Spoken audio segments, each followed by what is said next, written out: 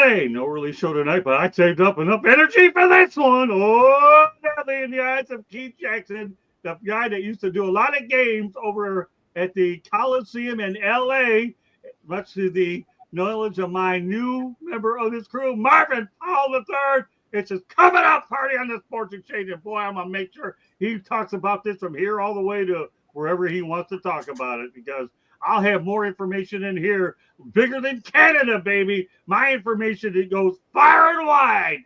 And if you wonder what that means, stick around for the next 60 to 70 minutes or whatever we have of this show. Be far and wide, because we're going on quite a ride. All right, with that said, all the particulars there. Marvin Powell is on Inside the Piston, but he's nice enough to come on Wednesday night because he likes to talk hoops. And I'm going to give him an awful lot of hoops to talk about and then some. All right, well, Marvin, welcome back to your newest act here on the network. Thank you for having me. Excited to be with you, all you pros, and looking forward to doing this Wednesday nights moving forward. You know it, Ben. We are, so are we. And we have the pizza man, Chris.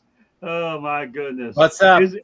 His laughs and all his tangents can be seen all the way from here to Buenos Aires. And what do I mean by that? We have an Argentine gringo. We got a New York pizza man. Oh, my goodness. And the Argentine gringo will be coming back on the network in a couple of weeks. And we have Jacob Christner, Mr. Opinion, Mr. Fact, whatever you want to call Mr. Fact. And, and let me tell you this. I would have had a UCLA hat to counter the SC hat, but not even I am a label wants to admit they're there. He's there. So I don't think I could do that. No, listen, nobody's trying to associate with them Bruins right now. It's a dumpster fire. Don't get me started. No. Dumpster fires are insulted to be compared to that place. Oh, God. Yeah. It's bad. Last but not least, the person that can't keep her hand right out of it because she knows it is for one whale of a ride with this group, Candy. Welcome back, Candy. It's so good to be here. I can't wait to enjoy and laugh and have a good time talking whatever we're talking about tonight, because I can't even just say sports. You never know what we're talking about here. We don't. Well, George Eichhorn will be joining me on Sports Wrap tomorrow night, but that's okay, George. And I know you'll watch this show at some point. Study your new teammate, Marvin Powell III, because this guy is going to be one heck of a big addition to this show. With that said, I'm going to stop talking, and stop. I'm never stopping talking, but I'm going to get started talking. It's criminal if I start talking, because my wife would be bored with the two cats, and they don't have as big a language as I do, let alone mouth. Okay, with that said, before we get to the main topic, which everybody wants to know about the Yankees' consecutive winning seasons, which are truly incredible, we're going to go ahead and get to a couple things first. And I know one that I'd like to start off with is tennis. Why would I start off with tennis to lead off this show? Well, get this. A young 16-year-old fan who caught Novak Djokovic tennis racket back in 2016 after his historic French Open actually went ahead and sold it for $107,000 at an auction. So you talk about a person that got a souvenir and sold it to six figures. My goodness, a tennis racket selling for $107,000, not a bad. So here's a question, Marvin. I'm going to start you off. Would you have sold that racket, or would you have kept it? I absolutely would have sold it at some point, but not now. It's too soon. You got to wait. You got to wait longer than that. You got to let that asset really accumulate some value, and try to get $500,000 out of that thing, man. $250,000, $100,000 ain't chump change at all, especially in this economy. But something like that, you hold on to it unless you're going through a life situation and you need an easy $100,000 or whatever it may be. But we're talking about a Hall of Fame tennis player. We're talking about somebody who will go down as one of the all-time best. So anything attached to that person, such as a racket, I would think that it's going to only increase in value as time goes on. So I would have held out for the longer play for the bigger check if you were going to do that. You know what? Before I turn over to the pizza man, I agree with you. I would have kept it for a while longer too, because the longer memorabilia holds itself out, especially in that situation, a tennis racket from a major, you got to sit on that money waiting to be collected later. Right. But I agree with you. I don't know how hard money's up. I'm with you, Marvin. Great minds think alike. I would have kept the racket. All right, pizza man. I'm with Marvin. I'm with you, Scott, as well. I would wait a little bit and, you know what? Maybe you would get an opportunity to get it signed, right? By him, and it would probably go even higher in value to have it signed. Plus, it's it's game used and all that. So, or match used, excuse me. But yeah, I think I would wait it out a little bit, unless, of course, hey, some people need the money, and I'm like everybody else. Yeah, sure, $100,000 is not bad, but again, like Marvin said, you ain't getting much with $100,000, unfortunately, in these days. So I would probably wait it out a little bit for sure. Candy? Everything that they've said. I mean, yes, I would hold out.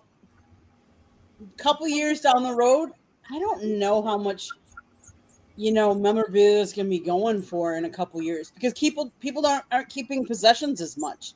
So I would hold on to it for a couple more years, because he's not quite at retirement, but I think probably right at like his retirement, that's when I'm going to be like, I think I want to sell it now, because people know him now. So that would be the time I would sell it. So I would hold on to it a little bit longer, but we'll see. Jacob? You're talking to somebody who really knows tennis. That's my game, and I still play it. Okay. The big thing, one of the biggest things you have to deal with right now, this is a huge mistake because he's still around. And you said about $500,000 when it comes. It'll be way more than that when it's over. Because there was 3 players in the Rod Laver era, 22. It's Rod Laver and his 2. It'll come to me in just a second on that. That big 3, 21 Grand Slams. 21 Grand Slams. The John McEnroe, Bjorn Borg, and Jimmy Connors are 22. The idea of the 22, the Sampras, Agassi, that's sort 22 themselves. 66 between Federer, Djokovic, and Nadal. That's going to be the greatest triplicate. That every racket that somebody gets will make millions. Forget $500,000. It'll be worth 10 or 20 million if he did not do that. But see, the thing is, a lot of people don't understand money. They don't understand money. They don't understand anything. They understand the now. That's why they make decisions on like fantasy football, and they go to 2-10 for the year or 2-12. Fair enough. That's good. There's no question memorabilia you can sell, and when you're dealing with a Grand Slam, and Djokovic, one of the better players in the game for sure. All right, let's go ahead and shift over to college football. Oklahoma's in the top 10 for the first time since 2023. Quarterback, though, John Mateer is out with a wrist injury. Michael Hawkins Jr. is his backup. He'll start, and according to Coach Max Venables. What are your thoughts about this? How long will they stay in the top the top 10? Because this is a great historical program, but they're in the Southeastern Conference, Marvin. Yeah, Oklahoma, they're off to a good start right now, which is important for Brent Venables, just because those first few years were a little up and down, and there was a lot of conversation about whether or not he was ready to take on and lead a major program on his own after so many years successful at Clemson. That listen, college football is all about having the stud athletes. I mean, if you have more stud athletes, then you have a chance to be successful. And and just like the NFL, it's a quarterback-driven situation. So if they're 3-0 with their starting quarterback and he's out, that's an issue. That's significant. This is the guy who's been getting reps in camp. This is the guy who's been getting reps all season. Without question, he is in sync with his offense. So bringing in a guy number 2. It's Oklahoma, so you assume this is a 4 or 5-star backup who should be athletic, should be good. We're going to find out because listen, right now in college football, a lot of parity. Everybody's losing. I don't know if anybody's going undefeated, to be honest with you. And a lot of that has to do with you being able to stay healthy. So for Oklahoma, listen, I hope that your quarterback can get back in there sometime soon, because you're just now getting into conference play. And while the SEC, in my opinion, is down, it's still the SEC. And you're going to have fierce competition. So they need all living out there. They're better off with that starting quarterback getting healthy. Hopefully they can keep it together while he's out. Great stuff. Okay, Chris. Listen, they got the week off this week. and then they come back and they play Kent State. So that's a great game, I think, because you're giving them an extra week to prepare the backup, right, to play in that game against Kent State. And then after that, the rest of their schedule is Texas, at South Carolina, Ole Miss, at Tennessee, at Alabama, then Missouri, then LSU. So this is a good time to get that number one guy healthy. So you're giving him at least 2 weeks, almost 3 weeks to get healthy again, right? So I think it's a great time to get your backup in there, let him play a game, and at least he's ready in case he's not, in case the number one is not.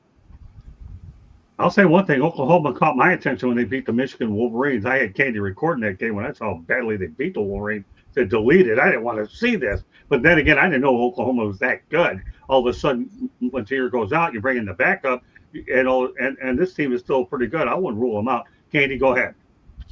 Mateer he's a Heisman candidate through the first 4 games. He is going to miss time, but is expected to return this season. The sophomore signal caller, Michael Hawkins Jr., will start the Sooners' next contest, like Chris said, October 4th against Kent State. He was the backup last year and started 4 games as a freshman for Oklahoma last year. So it's not like he hasn't played at all in college or for this team. And then they're hoping that Mateer can return as early as October 18th against South Carolina. So he'd only miss 2 games with the bye. So let's hope he can. But you know what? Let's hope that Hawkins, who's 19 and started 4 games again last year, that he does good this year against Kent. And let's just see how he does. But Kent State's a good one for him to at least get his feet wet this year with it. Jacob. Yeah. Well, unless you have something to add, Marvin, unless you want to add to it. No, I was going to say, if he started 4 games last year, then he already has the confidence. He already has the moxie. That's the kind of experience that makes all the difference in the world. I didn't know he had that kind of experience. I'll be honest with you.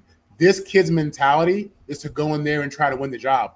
That's what he's on, without question. He's not thinking of, oh my God, my first time starting, because that's a reality as well. That these kids go through that. All the nerves and stuff. No, this kid's going out there trying to win that job and quietly create real competition and create a problem for the coach to have to decide on. Great stuff, Marvin. Awesome. Yeah. All right, go ahead, Jacob. See, the biggest thing is I noticed this part is I knew that whole situation too, and realized that this is nothing but media driven, because who in the nice little rivalry that's coming up, who's struggling right now, sort of, or quite a bit, Arch. If they can't they have to have themselves a little story to be able to make Arch Manning a little bit interesting for this thing, because it's one thing if you struggle. He finally had a good one last week, but he struggled against a couple of really weak teams. If he's struggling, they know Oklahoma is going to absolutely boat race him, right, dog walk him every other way word. But the thing is, we saw what he did with Ohio State, and he had no swagger there. They have to build his swagger, and they have to build a storyline. The storyline is that Oklahoma's starter is down right now. So when he come back, that is what the media is aiming for that. It's starting now. And in truth, these are the situations this is why I kind of hate media, because I can see right through them in the first place. But overall, it's not going to make a humongous amount of difference.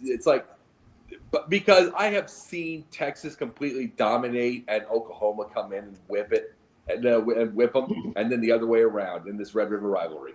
So it really doesn't matter overall. Okay.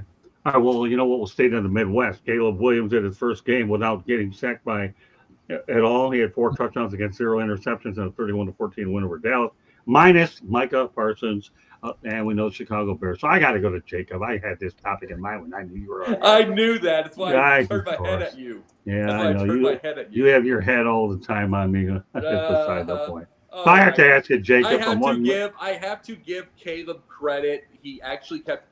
The biggest thing about it is I've always said, will he when the back is against the wall, when the hits the fan, will he do it? So far he has not. Right. But in this case, this is the best game of his life, even better than the London game last year. Yeah. He showed something on that one whatsoever, and they had no sacks. So it gave him some time. I will say this, though, that flea flicker, which was an absolute gorgeous pass, I will admit. And by the way, Marvin, I have to just say this to you. He had to give this to me because I hate Caleb Williams. I hated that choice with an absolute passion. So he had to give that to me. How could you hate that choice? What? How could you hate that choice? Oh, I hated it. Despised it. I wanted they compared him to two people. They compared him to Elway and Luck. Because I like my quarterback's fingernails nice and clean. I hear you. Boy. Hey, listen, that's a generation. I feel you on that. I had to suck that one up too.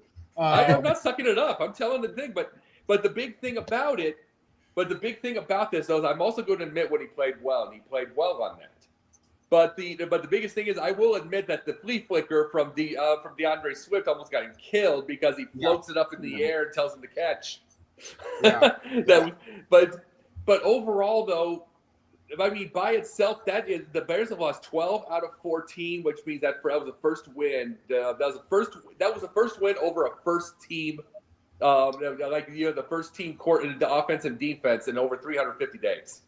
Let me tell you what this looks like to me. I'll tell you what it really looks like to me. Looks like fool's gold. It really does. I admit it. I'll admit that too. Finish. Let me finish. Wait. I'll give you time. I took the topic from inside the pigeon and moved it here just because of you. Okay, go ahead. Well, let me finish. Although it didn't hurt, I knew Marvin was coming on anyways. It doesn't matter. Marvin was going to get it one way or the other. This topic is just I have to get it against you. This is fool's gold.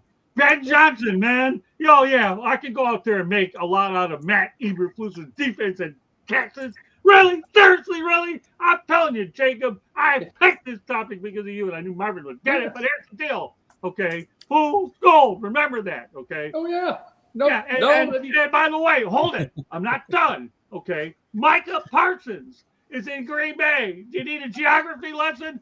You know what? My cat fucking could have rushed the damn passer than what they had over there. If that isn't good enough, even Boots, my cute little chunky monkey Tennessee, whatever you call it, tuxedo cat, could have done it.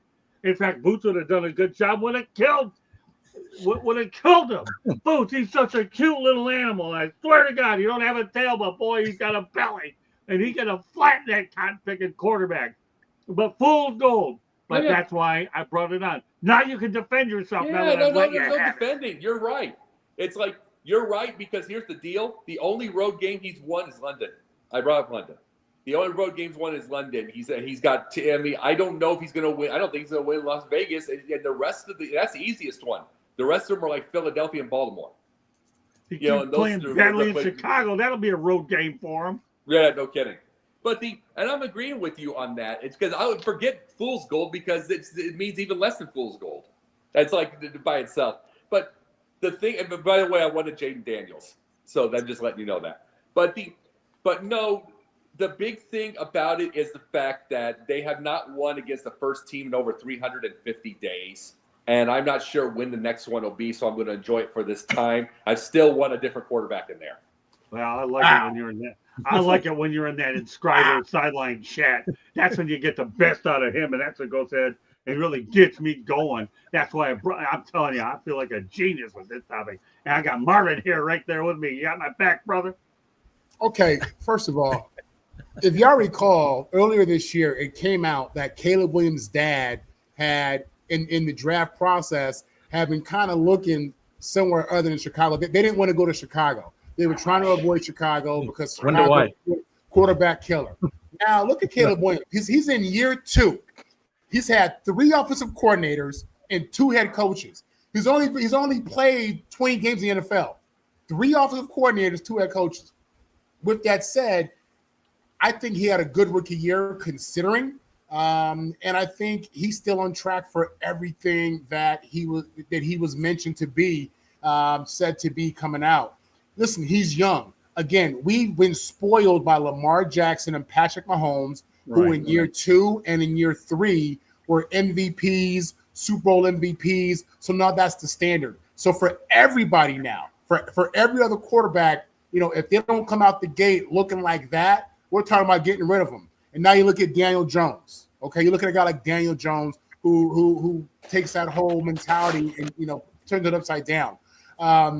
Look, to me, in my opinion, as a Jet fan who's been looking for a quarterback ever since Ken O'Brien retired, Ken O'Brien retired, I'll take Caleb in a heartbeat. Jacob, go right ahead. Caleb is going to go. Caleb is going to have a gold jacket. Right ahead. Here's what I have to say about Caleb. Well, it's not like the standards high in Chicago. They've never had a 4,000-yard passer in that place. I don't care. I want to win games. He's not going to win with Caleb Williams. You're not going to win. All right, well, whatever. Hey, let's talk Sports Network. Glad to have you on. This is just getting warmed up. Trust me. There's no fool's gold.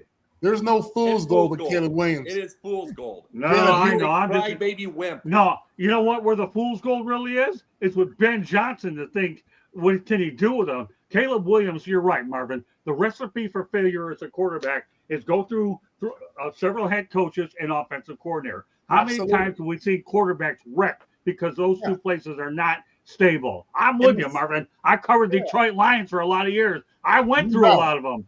Exactly. Oh, yeah. And here's another rule in Detroit. If you're a head coach, you're like a lot of my old first dates. You're a one and done because you ain't getting another opportunity. They are. I'm serious. And they're not. And they don't get Lions don't get hired anywhere else. I love that. And to Jacob's point, it is tough watching Jaden Daniels have a phenomenal rookie year. Obviously, he's in a different situation, but have a phenomenal rookie year. And you think, well, if Chicago had him last year, things would have been different. I don't think so at all. I trust Jaden to have grit and guts when things go bad. I trust him to go cry to mommy and cry on his pillow like he admits he does. And that means he cares. You keep talking about, it's the generation. It doesn't need to be a generation. That's a parenting problem. It's like that's a parenting problem when the boy is that dang soft. Yeah. Well, listen, I'm going to try to play both sides are in the middle here, but you got to give Caleb. Chris, you get your opportunity to go through all this stuff. And Jacob, you're half of you is in Atlanta, the other parts of you is in Savannah. Okay, that's not bad. Listen, Caleb, like Marvin said, the guy's already on his third offensive coordinator, and now he's got a legit offensive coordinator, right? He's got one of the best in the entire league in Ben Johnson, right? You've seen what he did with Detroit last year. I mean, he also had a lot of toys to play with last year with Detroit because they are loaded on offense. But you know what? So is Chicago. Forget about Caleb. Look at the offense. Look at the weapons that this guy has to throw to. He's got two really good tight ends. He's got two really good wide receivers. He's got DeAndre Swift at running back. He's got everything there in front of him. And now he's got an offensive coordinator. Let's see what this guy could do. He's only been with him for 3 games, right? Give the kid a shot. At least give him the whole season. And then, you know what? If he doesn't show any improvement, then, you know what? Then Jacob could be the guy to be like, hey. No, because we're going to lose the real starter to somebody else who's going to blow up. And then this little crybaby's going to go to mommy again. Then we're going to be ruined the next 10 years. Listen, that's fine. But you know what? Give the kid a shot and give Ben Johnson a shot to develop him. You got it. Ben Johnson can have all the shots in the world. That's fine. I like him. He's getting $10 million a year to have all the darn shots that he needs. He'll get the shots, all right. Yeah, and he's got all the weapons on this team. The Bears are loaded on offense. And he's a pea shooter. He's got a great arm, but his mind is a pea shooter. Well, I'm not going there. Man. There's a lot of places I'm going, but I'm not going there. And don't worry, after this topic, you'll understand why I'm not going there. Go ahead, Candy. Oh my goodness, how do I follow that? I don't know. So Caleb Williams has found himself in the NFC North. Not necessarily the easiest division to play in either. But I agree with the panel that are saying he's had too many head coaches, too many quarterbacks, too many offensive coordinators, too many changes in the NFL, and he has to get used to the NFL. We've all talked about how it's a big change to go from the college game to the NFL, to playing in the NFL. And now on top of it, you throw them in right away. You throw them in with some not so good coaches or not so trusted coaches. Let's put it to you that way, because obviously they've changed them over. But now you do have some weapons, and you do have an offensive coach that's did a very good job over in Detroit the last couple of years. I mean, we're talking about someone that won a Heisman Trophy. Like, we're not talking just anybody. You know, you also have to give him credit. Like, you want to compare him to Trevor Lawrence. He came out. He's been in how many different offenses as well? He's had how many different? They're not every quarterback can handle all those changes when they're first coming into the league. Not everybody's going to be a Jaden McDaniels. Not everybody's going to be some of these other ones. You know, I go back to the Packers. The Packers draft them and sit them. They sit them for a couple years, and it's worked to their advantage. Not every team has had that, can do that, and has had that ability to do that. I would give Caleb some more time. Yes, obviously, all of Jacob, it's a win now league. Let's face it. He ain't going to win. He's not going to win. That. It's a win now league, but you have to have some patience. And unfortunately, most teams don't, but you do. I won't have patience when the real starter's on the bench and they're going to losing and they're going to show this. And I won't have that patience when they pick the wrong guy again. And when the rare times they do pick the right guy, the fans go off and they mutiny and they want him gone because they want the flashy arm, and the team stops and the team won't win. And the team stops winning after that because they keep listening to the idiots. I'm not going to have that patience. Well, let me tell you, I like this comment in the chat room. Don't say we're losing in the chat room, Marvin. We got some good ones that pop in. This one's really good. Trevor Lawrence is the definition of flash in the pan. Had one decent season and fell off hard. Boy, I'll tell you, the Jags are paying a lot of money. Okay, this year he's another one with a new offensive coordinator, right? And he's got some weapons.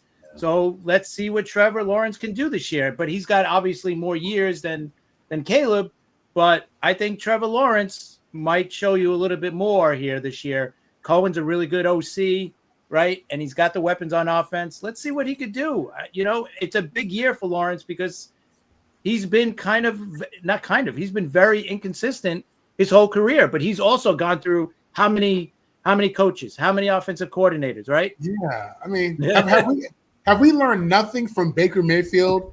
Have we learned nothing? No, I'm serious. Have you learned nothing from Daniel Jones? These guys who, they get drafted early. They're called bums and overrated early. Look at me now. They could just sign for $100 million in Tampa. He's out here balling. Daniel Jones is the MVP candidate, and they were written off. And neither one of those two have half of Caleb's talent. No, please. So Baker's a man. Caleb would rather be called Callie. Give me a break. That's not even a comparison. Once he is gone, he is not going to make a comeback. So Marvin, I got to ask you a question. Yeah.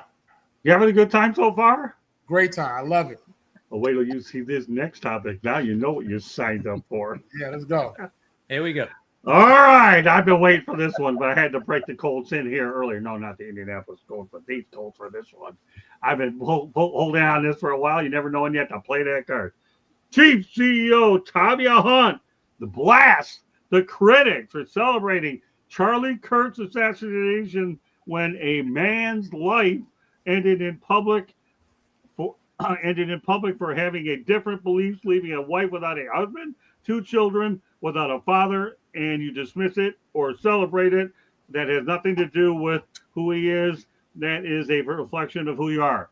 I know there's a lot to read into this, so I'm just going to say first, okay, when this story broke a long time ago, the only thing I said on this air, and everybody knows it, rest in peace, Charlie. It's just unfortunate that these children have to be raised without a father. I said it then. I'm going to say it now, and that's all I'm going to say about it. But when this came up, I felt it was important to get it out there, knowing that this guy's memorial service has gone ahead and taken place. So That's what I'll say it one more time. Rest in peace, Charlie. I feel bad that Erica Kirk has to deal with being a single mother raising a couple of young children, and I'm done. Marvin, go ahead. Yeah, so you're asking me this my thoughts on Kirk? Well, the whole situation, how I play it all out. Yeah. So yeah, my thoughts have evolved toward everything here, and for me, I put Charlie Kirk in the Hulk Hogan category in some ways. Listen, okay. I hate that his wife lost her husband. I have a young wife and I have 2 young kids, and if you don't like me, I would hate for you to try to remove me from this earth and have my kids and my wife, have no husband, have no father. That's bigger than everything we're talking about here. Politics, the drama, that's, this family, that structure is bigger than everything out there. I do think that, when you live a life that is confusing to some people, meaning you have some people who love you to death, think you're great, and you have some people who are just confused by some of your energy. I think that just leads to even more confusion and unfortunate drama in your death. I think a lot of people are emotional and can't get past how they perceived him. And I think that's what you're seeing out there. It's kind of hard, when you're trying to mix 2 feelings of rest in peace, so much, in love to your family. But at the same time, there are people who have issue with the energy that thought you were creating that wasn't good. And even with that, that goes back and forth because a lot of it is, what did he say that was so bad versus the energy and just the atmosphere he created, in my opinion. With all that said, I thought it was horrible what happened to this man in broad daylight. I think that we absolutely need to have freedom of speech for everybody, regardless of, what's being said. I think you need to be able to say what you want to say, and that's it. That's my take. No, and you know what? It's a good one. And the reason why I say it's a good one is this. I'm going to address Jimmy Kimmel at a later date. I don't have enough information on it now to bring it on tonight. The only reason I brought this topic on tonight is rest in peace to the man, and I wish his wife Erica the best in raising a single family, and that's all I want to do with it. I'm glad you took the take that you did. I really did, and that's why I let off with you. Scott, I'll be honest with you.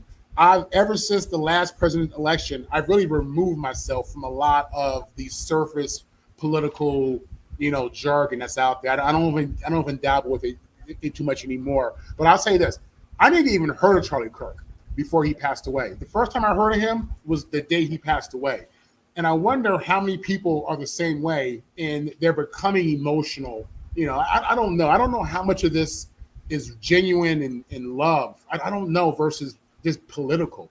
I don't know, but I never heard of him, but I'm sorry what happened to the guy. Yeah. And you know what? Giants, Yankees. I have the Giants and I have the Yankees topic coming up next. Thanks for joining us tonight. I just want to make sure I got some of these other things on here. So no, you're in the right place about this streak because this is something that's going to require it a little bit of time. No, we're not killing it with politics. This is one of those situations where this is an issue that we have to find a way to get it out there. So please stay with us, Giants, Yankees. We're going to get to that topic before we hit our station break. We appreciate you joining us. Nacho Vibes. It is a sports show, and we have a lot of sports. If you've missed a little bit before, you have Caleb Williams we talked about. We talked about tennis. And, of course, we have the Yankees. We have college football. We have a lot of everything. So Nacho Vibes, you're in the right place. Thanks, and we appreciate you hanging with us, okay? And you know what, Marvin, I'll say this, okay? I never heard of him before this situation, and I'm with you there. Okay, Chris and Candy, we'll wrap it up. I want to get to the Yankee conversation in just a moment because these folks are patiently waiting. So please stay with us, okay? Go ahead, Chris. Yeah, listen, no kid should grow up without their father. Right. And no wife should, not have a husband or, die too soon. I mean, this poor guy, agree with him, disagree with him, whatever. It has nothing to do with it. This guy does not deserve to die. Simple as that. I don't care what he said or what you agreed with him or disagreed with him. Put all that aside. The guy did not deserve to die. And it's a shame that his kids are growing up without their father. And it's a shame that his wife is a widow, right? Over what? Because he had an opinion? because you didn't agree with his opinion. Right. It's sad. And he even gave, this is the great thing about the guy. Okay. The one great thing we could all agree on is that he gave everybody a shot to discuss whatever opinion he had. If you disagreed with him, he gave you the microphone and said, here, let's talk. Right? No, what other person, what other politician would do that? Right? I would love for a president to show up at a college and say, here you go. Here's the microphone. Let's talk. None of them would ever do that, right? I don't care what side you're on. Neither one would do that. So that's the one thing you got to appreciate about the guy. Other than that, whatever, it's politics, whatever. But it's sad. I felt bad for his kids and his wife and himself. It's horrible. It's a horrible story. It's horrible where our country is right now. We're so divided. We have to start coming together, or our country is going to go to, I don't know where it's going to go, but it's not going to be good. We're so divided. We have to start meeting on everything. Chris, that's a great point. Let's get to a couple of Yankees things first real quickly while these folks are patiently waiting in the chat room. Candy and Jacob will get you involved in this in a few minutes. Yes, the Yankees winning streak is now 33 in a row. This is an unbelievable streak. It really is. Number one, 33 is my lucky number. Number two, for all you folks in New York, the thing is the Yankees get to the tournament, okay, year in and year out, 33. They have 27 championships in their history, and they're looking for number 28. Jacob, if that isn't consistency, tell me what it is. Remember, that's the Lakers' 1972 number, 33. Right, there you go. So it's like, and they won the thing. Really, by itself, you got to realize how much. This is where I really, really, really hate fans because of all the mouthiness they gave Cashman. And yet, they haven't won since 2009, but they've been to 6 ALCSs, 2 World Series, doing stuff like this. This is why I tell the world all the time. Just when you are always around, it takes that moment. You just never know where the switch flips. It's hard to flip the switch when you've won 50 games. It's hard when you lost 10 years in a row. It's easy to have it. But the biggest issue we have is people saying we need a new manager to get to the top. It's like, yeah, but you can also get worse. This is where Yankees fans never seem to understand that, and I'm glad that the Steinbretters don't listen to anybody. This is why they keep winning. They don't listen to the fans, and that is the biggest thing I have to say with it. And I just mean that, Pizaya. I mean this whole thing is when it comes to your fans, you always want everybody gone. You always want everybody fired. You want Cashman gone. It's like, who else are you going to find better? Because guess what? Remember the 80s? Remember the 80s? They got after 1980, 81, they got nowhere. And that's the whole thing. They don't have those memories. They have that, or they will forget about it because they want the now. But guess what? If they would have made those changes that the fans want, there's not 33 in a row.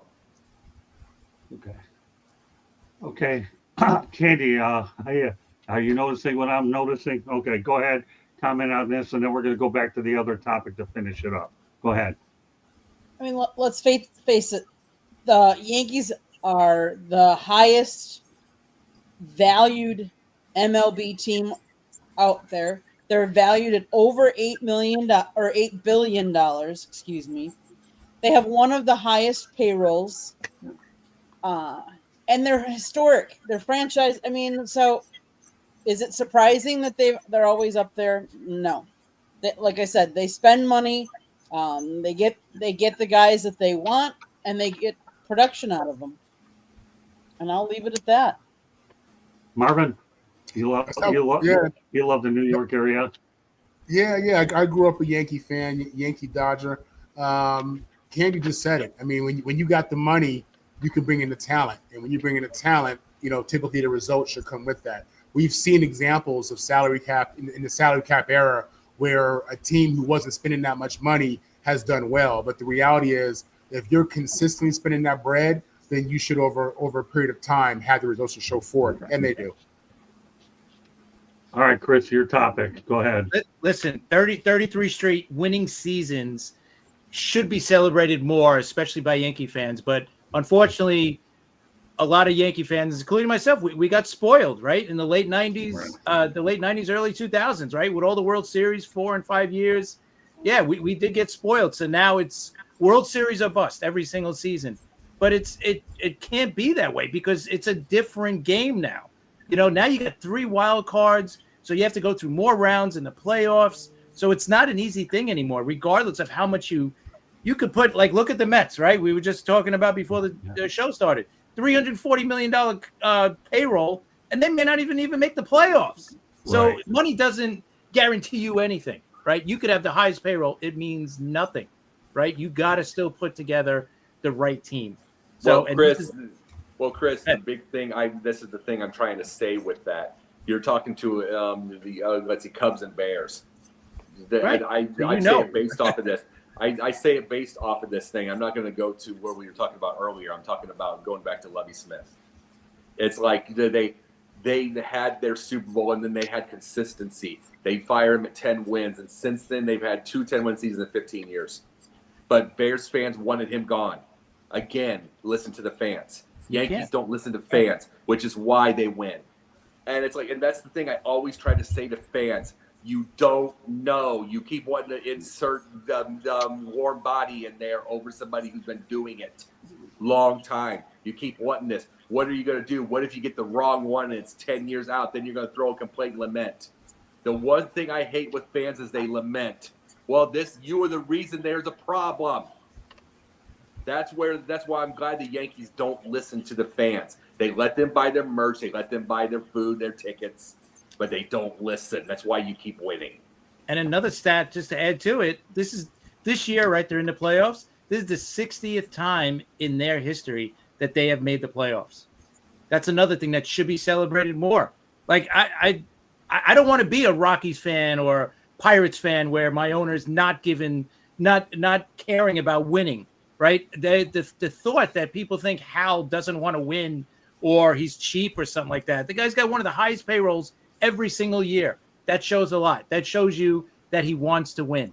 It's as simple as that. Sometimes the team just doesn't do it in a play. It's not easy. I don't care who you got on your team. You could have the greatest team, in baseball, and it doesn't matter once you get to the playoffs.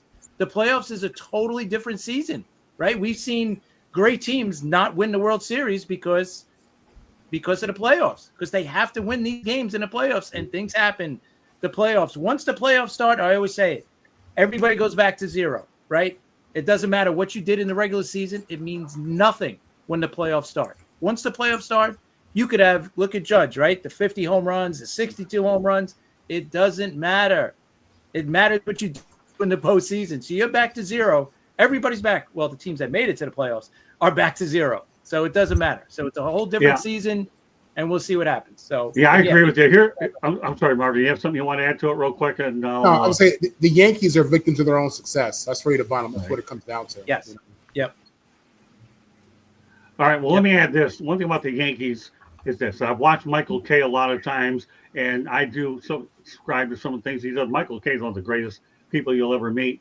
And here's a guy that admits that to ever lean on the Yankee manager is ridiculous, because when you look at the standards set by the Yankees, winner or else compared to everybody else, that's ridiculous. You don't believe me? Dick Hauser, okay? Here's a guy that won 100 games and couldn't even save his job. How'd he do in Kansas City? Won it all. The list goes on and on. And the Yankee standards is so much different than any other standard.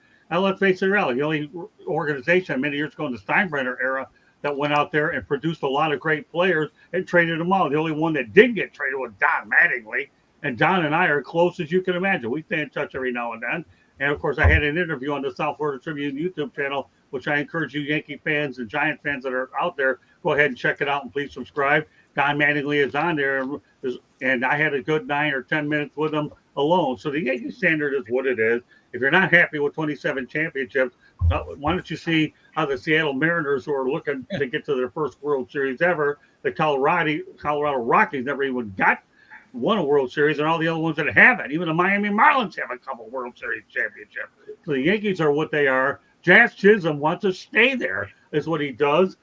And I have a feeling he probably will stay there. It's just unbelievable. Is Jacob okay? Nacho Vibes? Oh, he's doing great. I know that Nacho Vibes appears to be joining the Jacob Christner fan club. Great to know. Oh, I'm my always goodness. good. He's always good. like this. Jacob does a good job going out there and listening, and that's why he's pretty smart out there to doing it. So as far as the Yankees Marvin are concerned, knows I'm good. they're going to be fine. 33 years in a row of winning season. That's just unbelievable. All right, so what I want to do right now is this. And again, if we have more time, we'll address the Yankees later in the show. That's for sure. So, but there were two people that did have an opportunity to talk about Tavia Hunt, and we're going to go right to them, okay? First of all, Jacob, what are your thoughts about that situation? Wanted to make sure we got the Yankees thing there because we led with it as a headline. Want to make sure we address it early enough in the show, and then we'll go ahead. If we had Candy wrap it up, then we'll go to a station break. Go ahead, Jacob. I missed it a couple of weeks ago because I didn't want anything to do with that part. I hung out with my nephew, right, who had his own little thing, so I missed that. And it was a rough time. But I'm saying this part: we are seeing the worst in people over this situation right now. Right. We're seeing the absolute worst in people, and it's like, and they're doing stupid things to troll.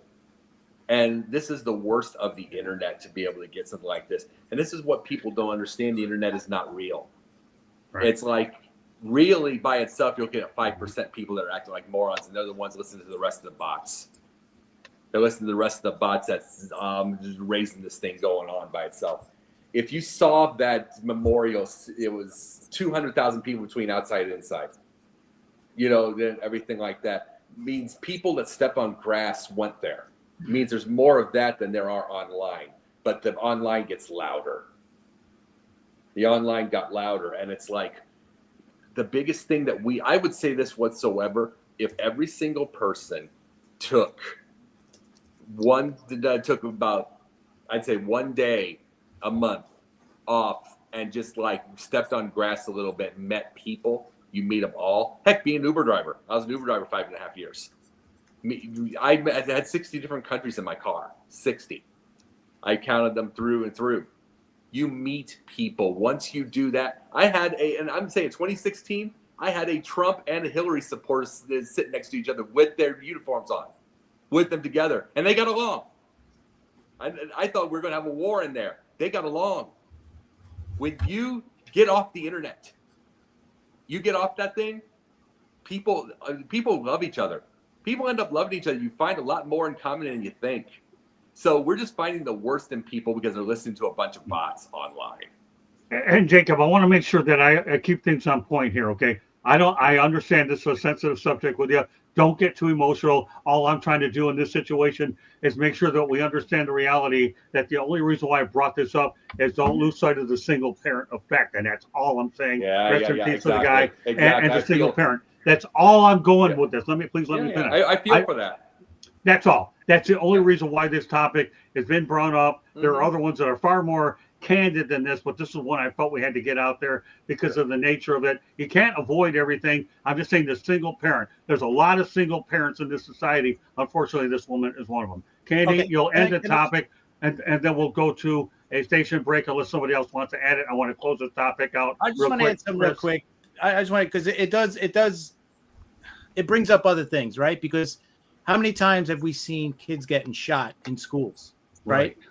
And nobody makes a big deal about it.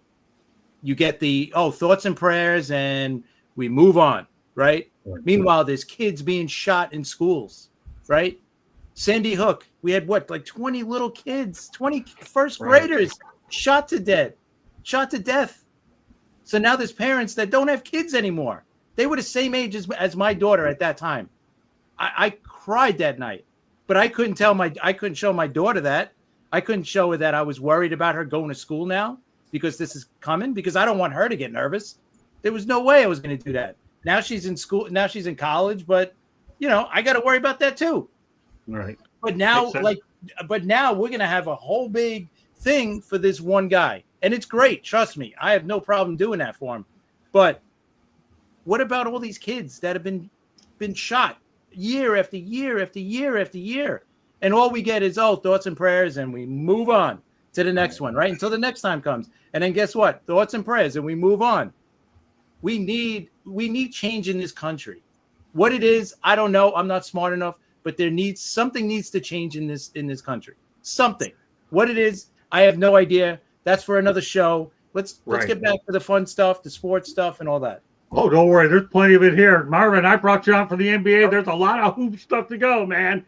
But we had to get this one out. I appreciate you weathering it all, hanging in there with us. It does get easier than this.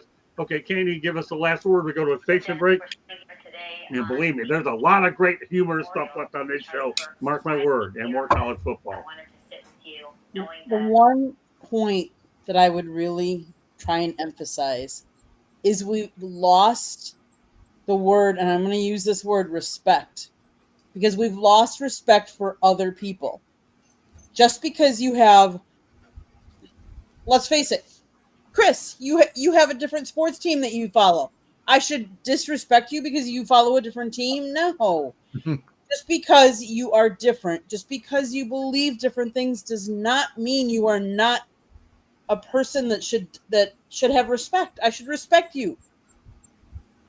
I really wish we would get back to September 12th, because that's when the country came together. That's when we all were united and we felt that we were all one, and that we, I miss that. I don't want a September 11th again. Don't get me wrong. Right. And we've had a lot of shootings. I mean, we had the Parkland shooting down here on Valentine's Day. And that was only a couple miles away from where we live. In fact, Scott has an office, and it was literally 2 miles away.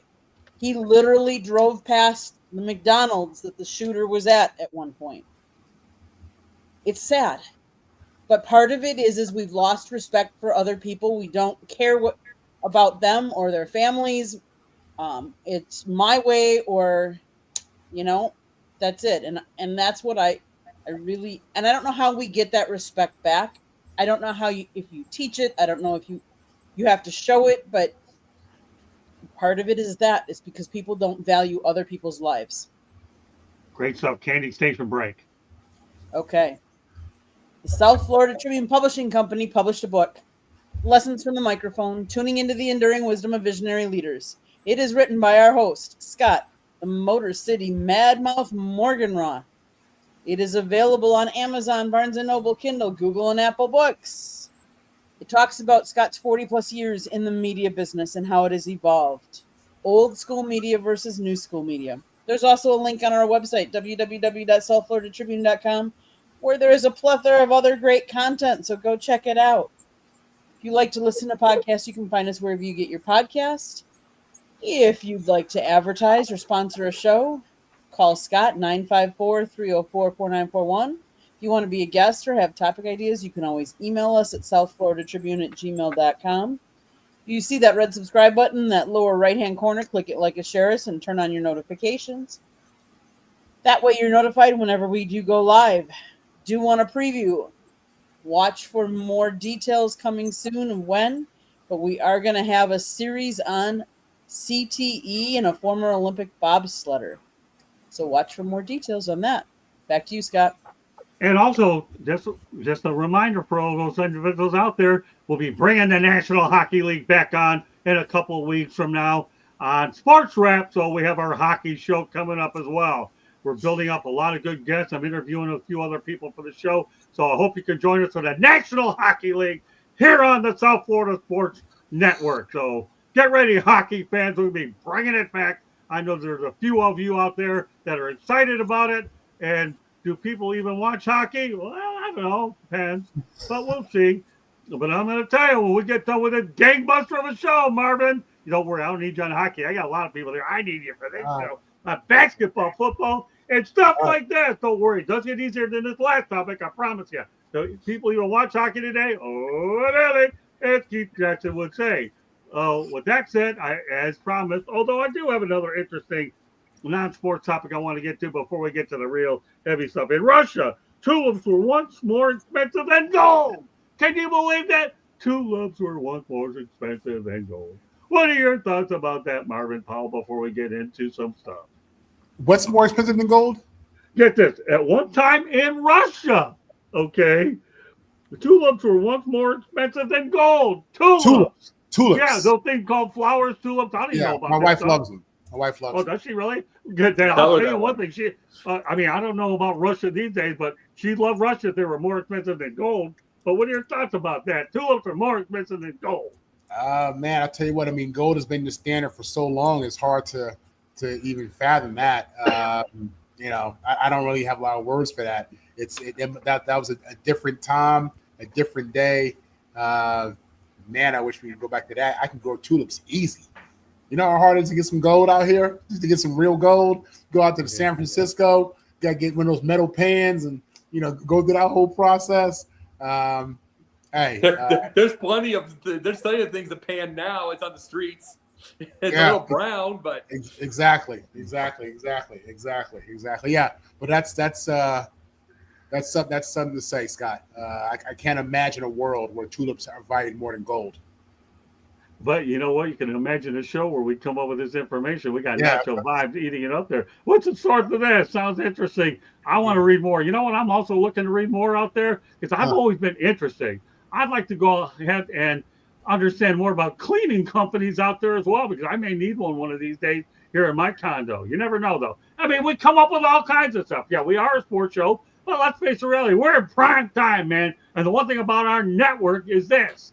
We go out there, educate, and inform. And we definitely do that, and we have fun. So even though Marvin's first deck, but he knew it, and he came on tonight, that I'm a gunslinger, be prepared for anything. But we know what his role is. But I want to make sure now that his wife always likes tulips, that on my first sports exchange, they talked about tulips.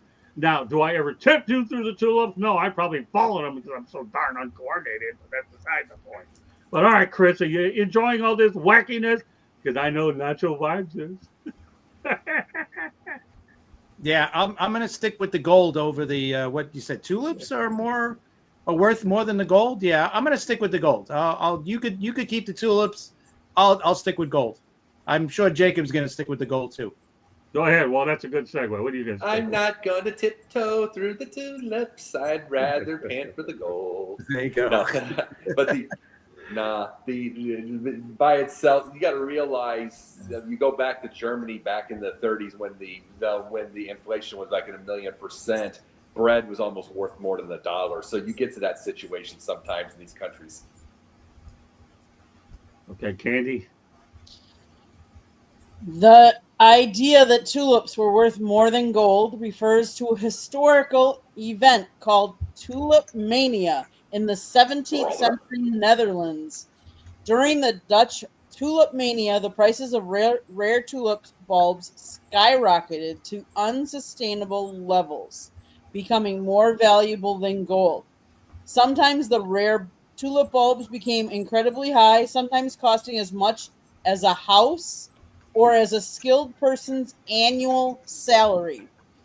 Tulip Mania was a temporary economic event and the market collapsed, leading to significant financial losses for many spectators. So it was an economic bubble that eventually burst. But yes, at one point it was true.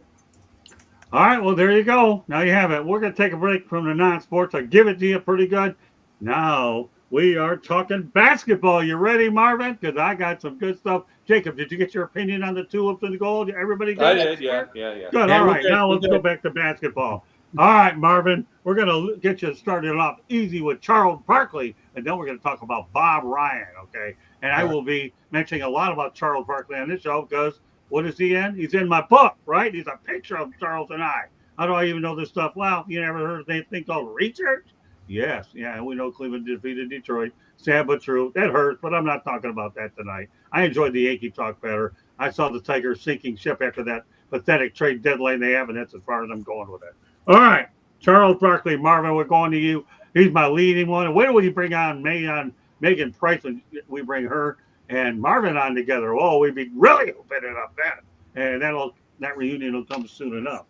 So, all right, well, Charles Barkley doesn't hold back on Becky Hammon becoming an NBA head coach. He believes that for Becky, basketball IQ, work ethic, and interpersonal skills will make her a natural for the job, or at least she would be a good candidate. What are your thoughts, Marvin? Yeah, listen, she's one of the coaches, one of the people in the WNBA that have kept me interested in the WNBA.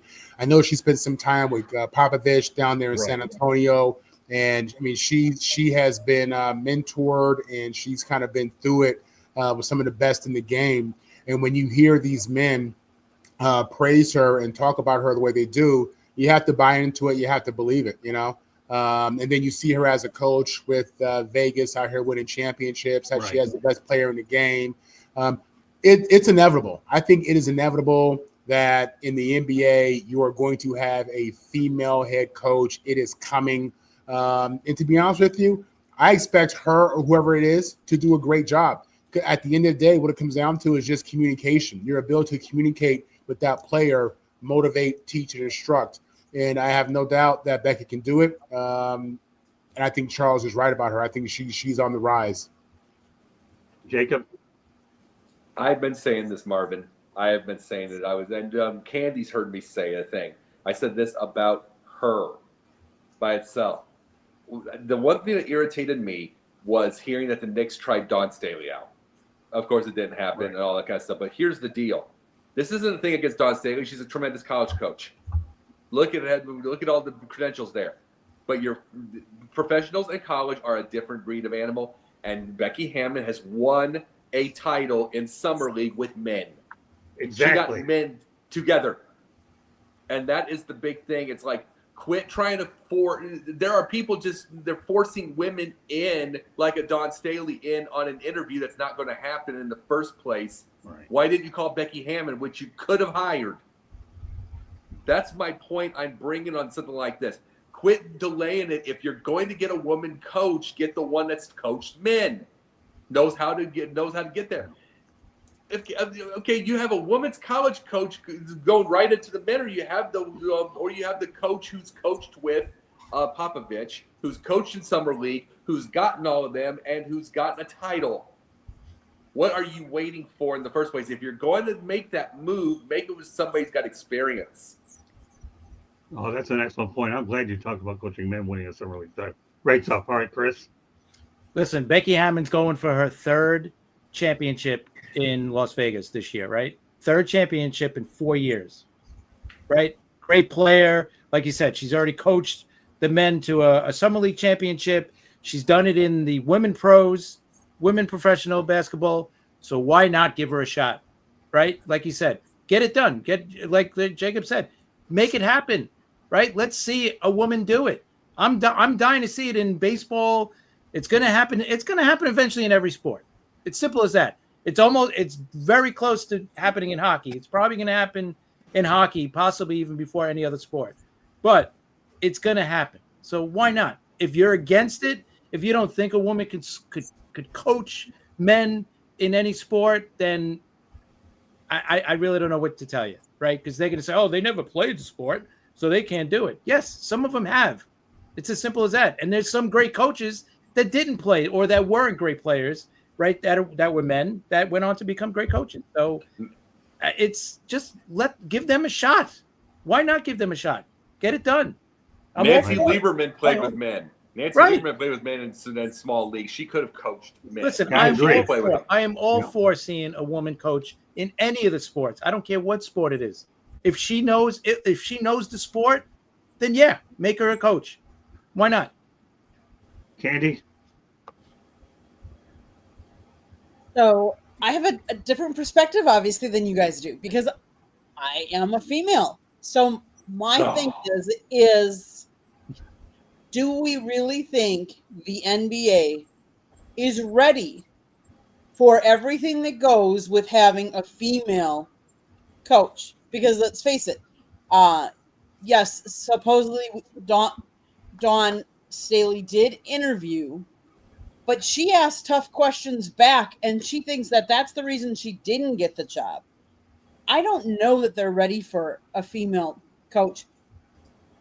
I'm not saying that Becky doesn't deserve it. I wholeheartedly believe she deserves a shot. I'm just not sure which team in the NBA is really ready for what that means. The media coverage that'll come with it, the tough questions, the players How will they respond to it? I totally believe that we should have that she deserves it. I'm not sure which team is ready to do that, to offer them that job. And we in football we have the Rooney Rule. Are we going to have some kind of rule eventually with women too? I don't know the answer to that question.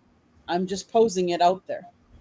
Well, and here's the thing too. You brought that part up. That's why I want Becky Hammon. See, this is the thing with the Dawn Staley. I will never say anything other than exceptional the college coach. But she's dealt with kids. Kids. These are adults and these are pros, and it's men, and it's like, and there's a different thing. Becky Hammon's coached men. She has done this, even if in a smaller league, even a smaller everything. She's had men listen to her to not only win games, but win a title. So that is all I'm saying, Candy. It's Popovich, Greg Popovich, and Bruce Arians were the first ones to put women in and say, we trust you. Mm-hmm. They were the first to say that, to the point now where they could be able to coach and be able to do it. Trusted them to coach men and told the men, listen to them. But you don't want to force a woman into something just because it's a woman, because I really, truly, and utterly believe they did it to Kim Ng. And now, and that ended. And see, I expected Kim Ng to be gone in 2 years. It was 3. And it was not her fault. And look what happened to Miami since. And that's the point. When you force something and do something like that, and then let's quietly get her out. See, you're not going to do it with Becky Hammon because she's coached men. You could do that to Dawn Staley. You could do that to the rest of them. So that's where I'm at here. We need to think. We need to think a little bit and think deep, and not just try to go for the media. Okay, let's go on to more basketball topics. Unless you have something you want to add, Marvin, I got more. I was going to say the NBA is different in that it's a players' league. It's a player-driven league. Right. The players have way more say and control in that league than any other league. And in order for Becky to have success, it's going to have to be a situation where a star player or veteran players on a team completely support that, and they're having those conversations with the GM and the coaches and their agents. That's what has to happen, and it's going to happen because she absolutely has garnered the respect of the men in that league. So at some point, you're going to see a gathering on a team of veteran players who have that conversation, give the green light, boom, there it is. See, I brought this topic on for one reason. I thought if there's one woman who is capable of being an NBA head coach, is Becky Hammon, and everybody on this panel certainly reinforced what my instincts were telling me why it was a good topic to mention. But NFL's not even close. Nowhere close to that, in my opinion. I'm sorry. What was that, Marvin? The NFL is nowhere close to having a female head coach. I agree. Not even close. Not even close. No.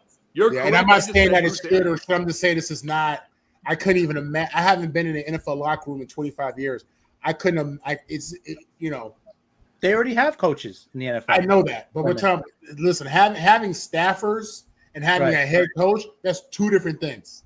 Yeah. Two different things. Yeah, I don't think a head coach, but you might see like an offensive coordinator eventually, DC, something like that. I think that'll come first, but maybe which makes sense. Well, Jen Walter is the only thing. I think Jen Walter is the only thing that comes close to anything professional in terms of a football. I think comes close, and we're a ways away. I'm with you all the way.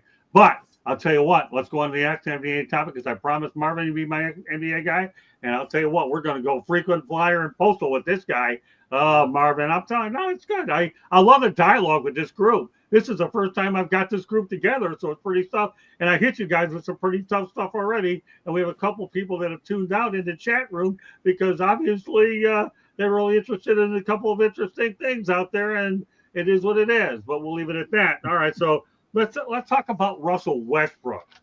Let's talk about the trail of where this all begins. Okay, back in April, Russell Westbrook's future with the Denver Nuggets is uncertain.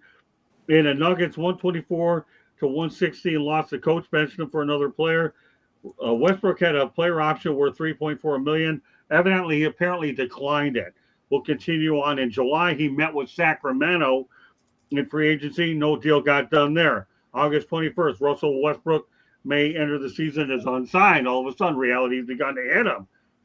And and at that particular point, he's unsigned at this particular point.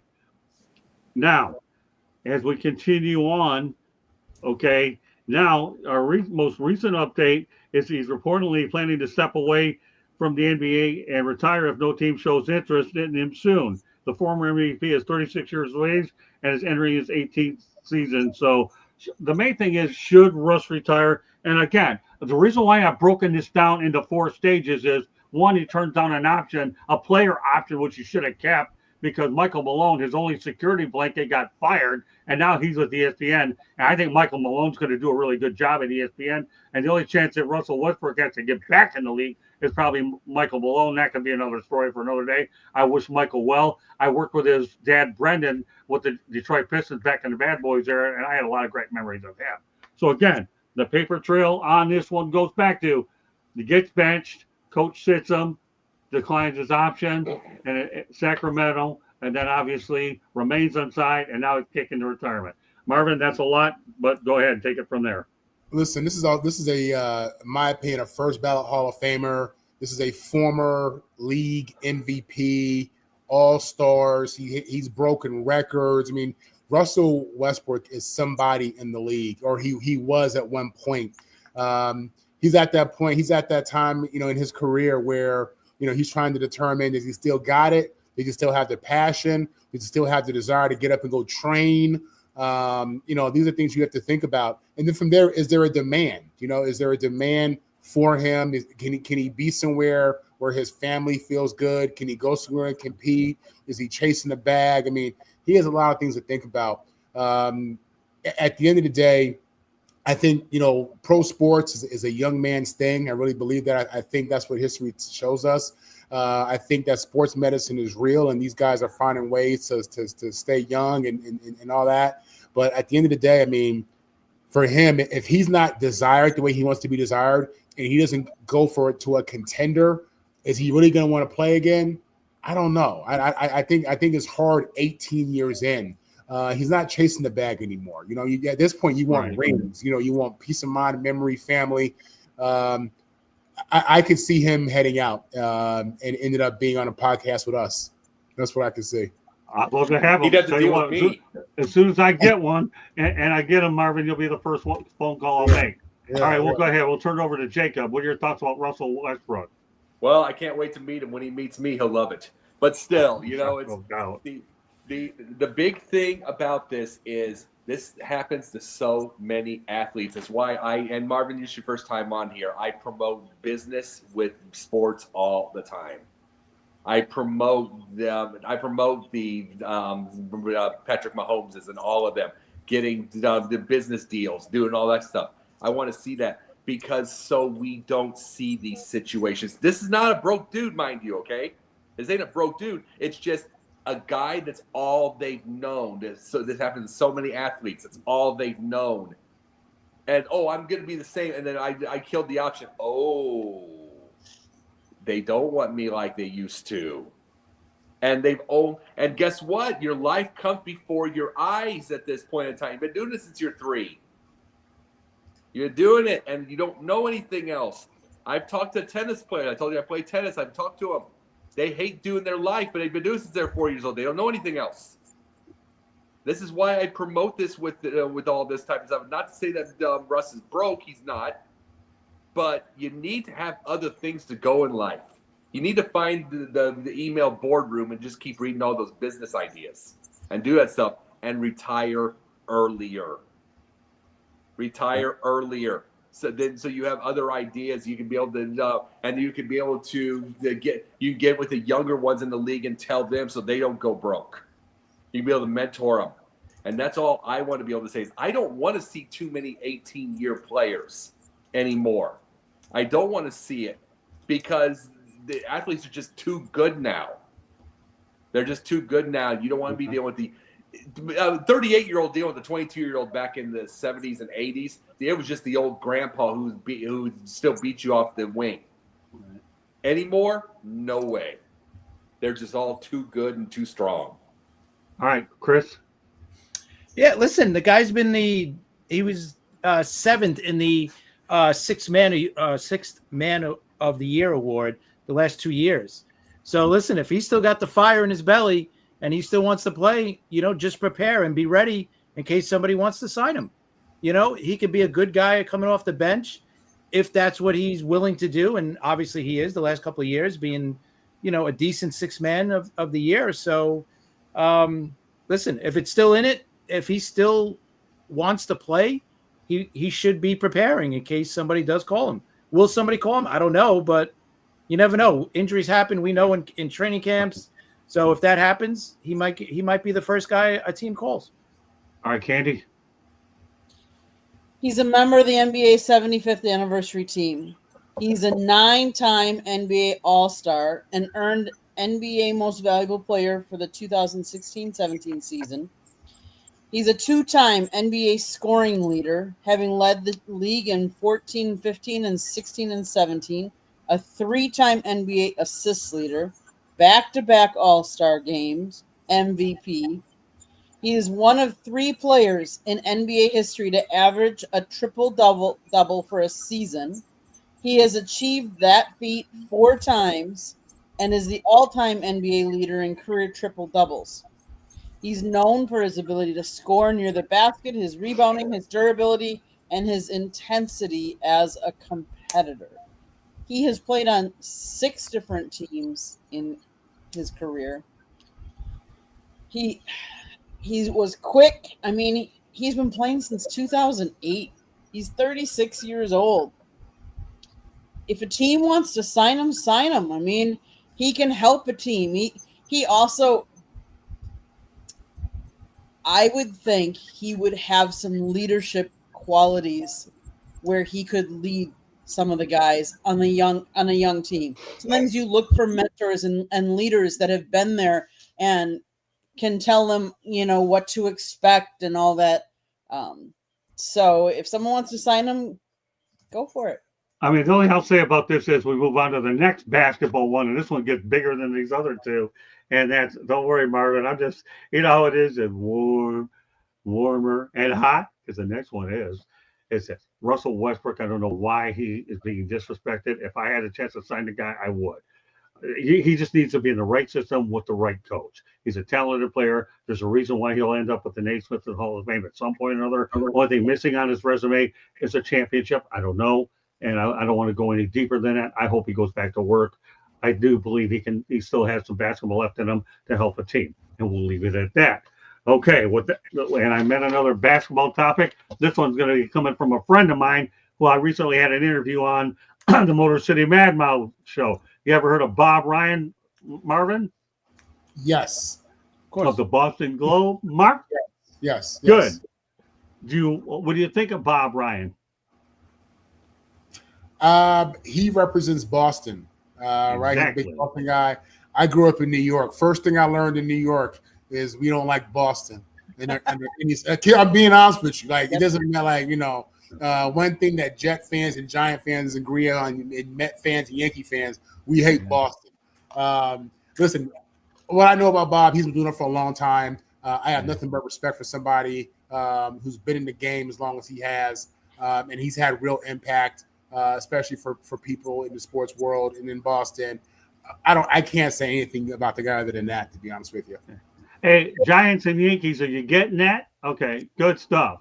All right, so here's what I'm going to say. Okay, Bob Ryan highlighted the biggest difference between Larry Bird and Michael Jordan, and Larry Bird did something Michael Jordan could never do. He said, I saw that happen more once, which is to dominate an entire game without taking a shot. Get this, without taking a shot.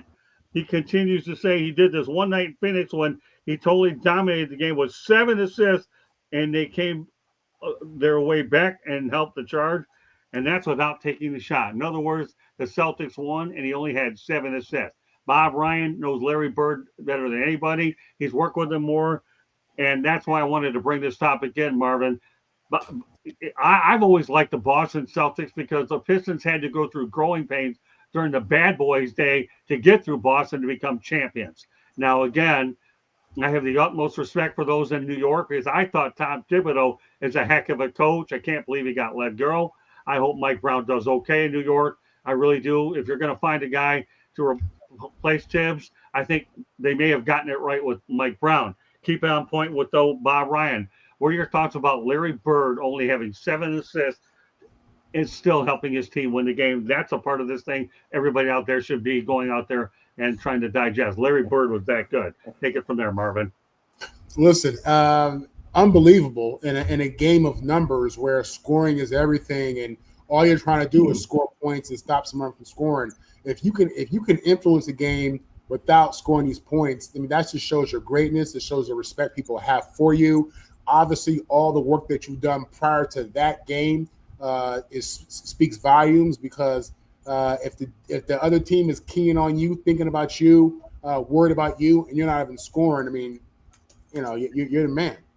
That's not even real to me. That's not even real to me that you could go out there and be a player who has that kind of influence, but you score no points, or you take no shots. I mean, you look at players today, the top scorers.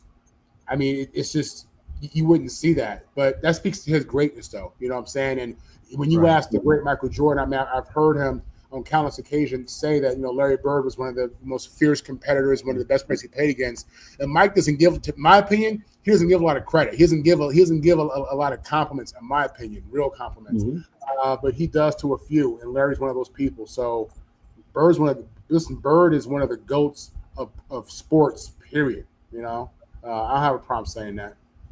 Great. Okay, Chris.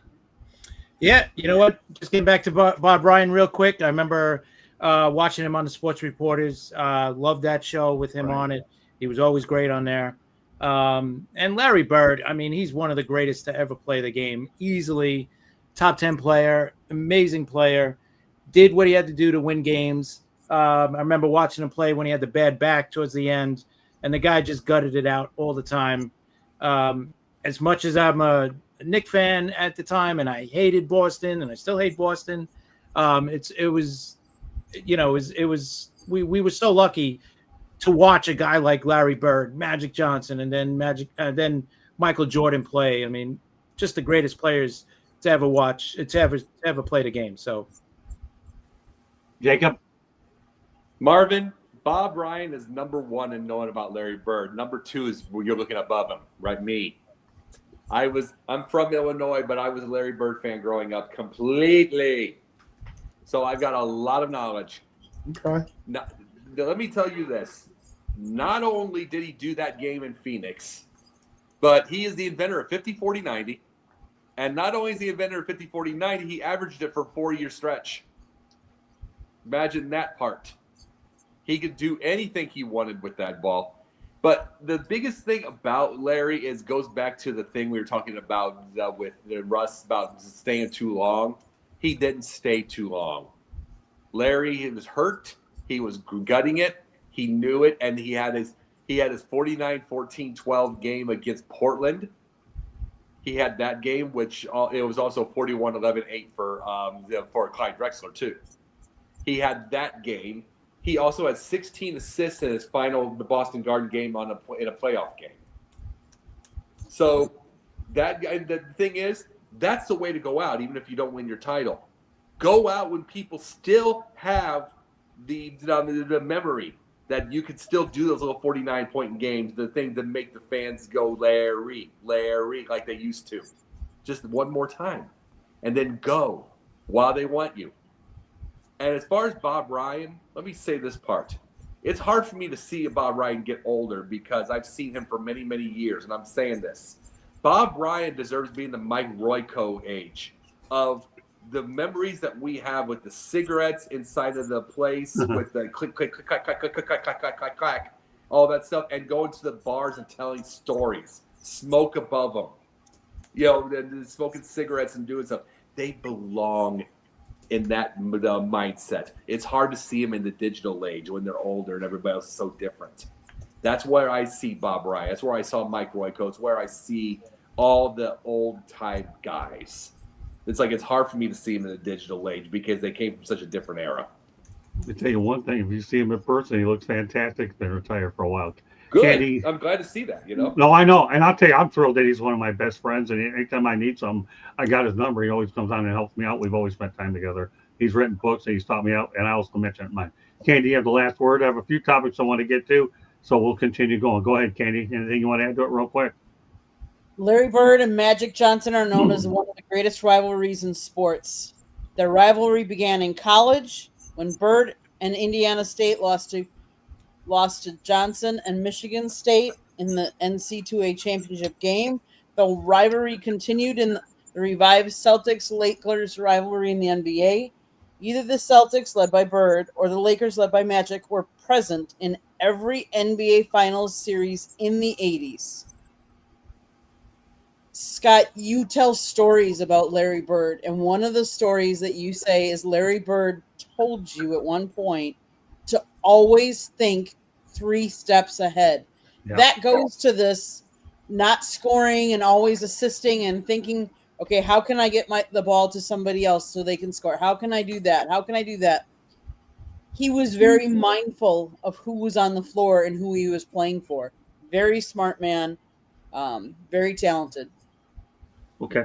We're going to go to one non-sports topic, another non-sports. This one's a lot easier than the last few, Marvin. It's okay. You've taken some pretty good shots, but this one's easy if you want to travel some. Okay.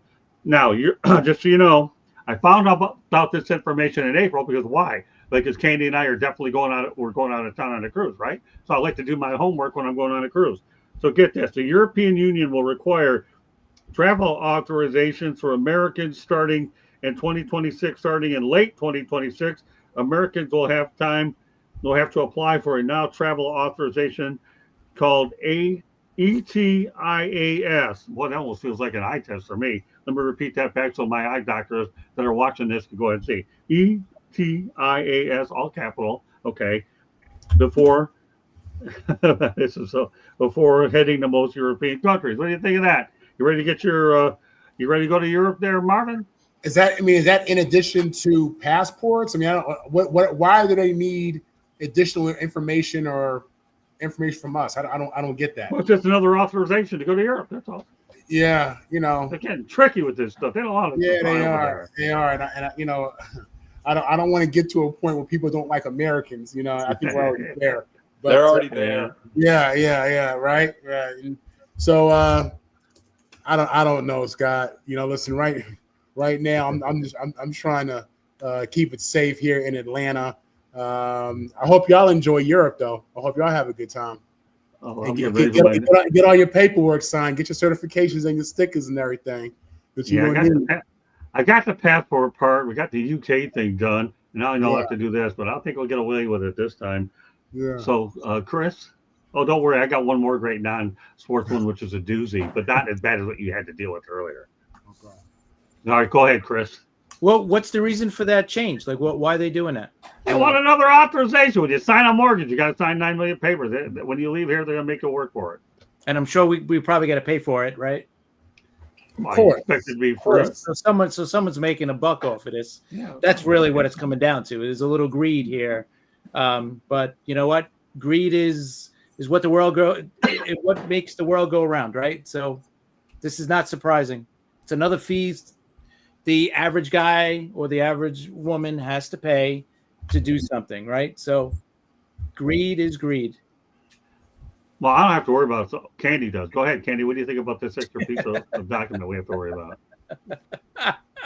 Only Candy has to worry about it. All right.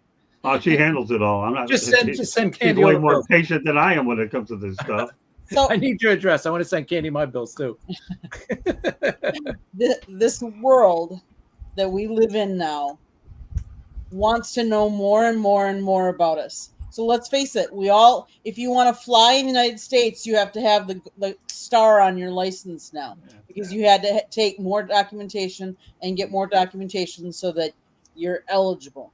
So now for us to go into another country, they want, let's call it what it is. It's almost like, on the turnpike, I get charged a fee to drive on the turnpike. Well, they're charging a fee for us to go visit their country. It's another way for them to make money. The There's hotel taxes. If you stay how long down here in Florida, that's how Florida generates a lot of their revenue, is by getting hotel tax, in there. So am I surprised? No.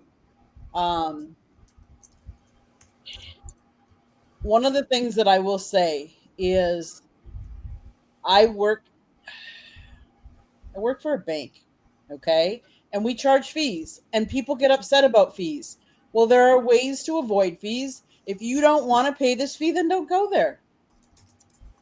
It's that simple. Okay, Scott. Good. Okay, turn over to Jacob. One more non-sports topic coming. Then we have a really good one. Then we got pundit coming up shortly. We know Jacob is full opinion. I absolutely wish I had my Gordon Gekko hair so I could just. And if we have time, we'll talk about Mario Cristobal to you. But I have a few other things I want to get to that we're going to go in rapid fire. Go ahead, Jacob. What are your thoughts about this latest? Because I want to say greed, for lack of a better word, is good. Greed sells. Greed, yeah. But you're bringing that part, but for other people, not for the guy paying for it. Yeah, right. No, this is the thing. I'm just going to absolutely say about going to Europe whatsoever. I have never been out of the country, out of Canada, so this will be a first. I'll be paying everything all at once for the first time when I do it. But you want to know what I absolutely want to be able to see? What we all need to do anyway? Let's just learn the language. Learn the language and get into their world, because they already don't like Americans because they think we are obnoxious. So why don't we just go along with the thing and kind of just blend in the first place? So because we're already going to have to do this in the first place, why not go to the next extra mile?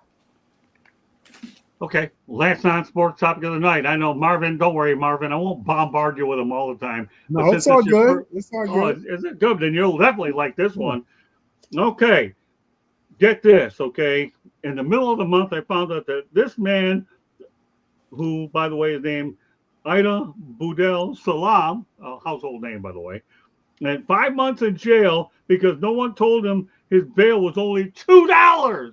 $2. The guy didn't know, and his bail was only $2. $1, $2, and they even had a $2 bill made. That's all it would have taken them to get him out of the slammer. So getting back to Ida Boudel Salam, who's 41, from Queens, New York. Yes, Queens, New York. There's a New York reference in there other than the Yankees. Was arrested in November of 2014 for allegedly stealing a coat and assaulting a police officer. His bail was initially set for $25,000. But $2, Marvin, what do you think? Oh, my God, the power of not knowing just got a little bit more interesting. Listen, if we're talking about, real accountability here, and the first thing I have to say is, he put himself in jail. I mean, ultimately, whatever he did, these are his actions. But the fact that he was in there for a $2 bail, didn't know it, that wasn't communicated, that's criminal in itself. I don't know anything about that story, so I would hate, I don't know what he did to this police officer, or the details behind why he attacked the police officer or whatever it may be. But, $2 bail and you sitting in jail, I mean, I have a problem with that. I do. My question, my bigger issue is, why are you out here hitting cops? Why are you out here beating on the police? Right, exactly. That's never good business. So that's never ends well, and it shouldn't, because you shouldn't be hitting on cops. But it's sad. It's ignorant. That's crazy. $2 bail and you in jail. You didn't know it. I mean, you don't get a public defender to tell you this. I've never been arrested. I've never been to jail. I don't know how to, I watch a lot of Netflix, but they usually get their lawyers pretty quick, man, Right. And I've never heard of $2 bail. I've never heard of a $2 bail. Don't publicize that, because if people find out that bail's only $2, you're going to have even more crime out here. And I mean that. You will. All right. Well, the only thing I know about the story is this, and I'm a bad math person, but $25,000 is greater than 2. That's all I know about math, and I'll pull this thing out there because it was so far-fetched. It made this show, and that's why we're all laughing about it. That's all. But don't worry, it gets easier. We have a very good inspirational story after this one, but we had to go ahead, and me being a different student of the media as I am, Ida Salam got publicized for all the most interesting reasons on the planet, and in Chris's backyard, Queens, New York. I grew up in Brooklyn, but Queens is right next to it. But I don't understand this.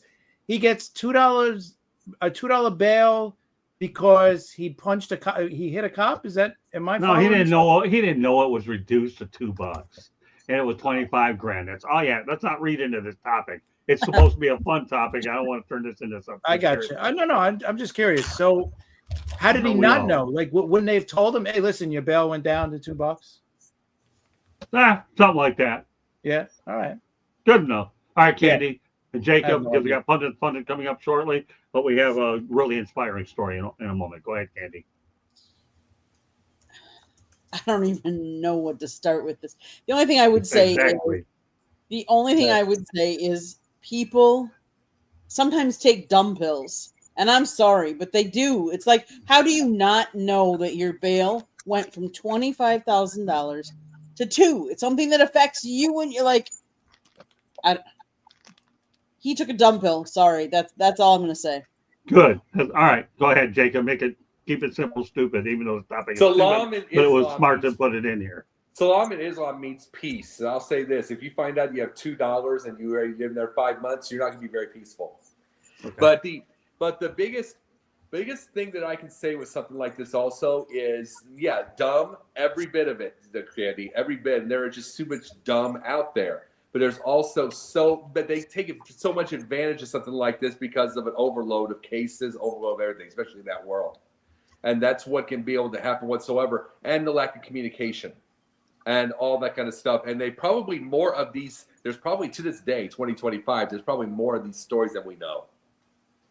All right, well, I'll tell you one story, which is an inspiring one, and we're staying with the basketball theme, but this is a really good one. Retired Sister Jean Dolores Schmidt, the 106-year-old chaplain of Loyola University of Chicago, is officially retired. God love this woman. My goodness, March Madness will never be the same. She is no longer able to physically be present on campus, according to University President Mark Reed. Marvin, I know I've hit you with a lot tonight, but there was no way I was leaving Sister Jean out of this show. What are your thoughts about our beloved sister? Man, I remember her. I don't know how many years ago, but she was first announced her debuted out there supporting her team out in Chicago. It was a great story. It was a feel-good story. You know, the school she was with was a lower-ranked school. I think it was Loyola Marymount or Loyola out of Chicago. Loyola, Chicago. Yeah. They you know, and I think they went on a run or had a few wins, whatever it may be. And she was the spokesperson, person who they were featuring. It was cute. It was great.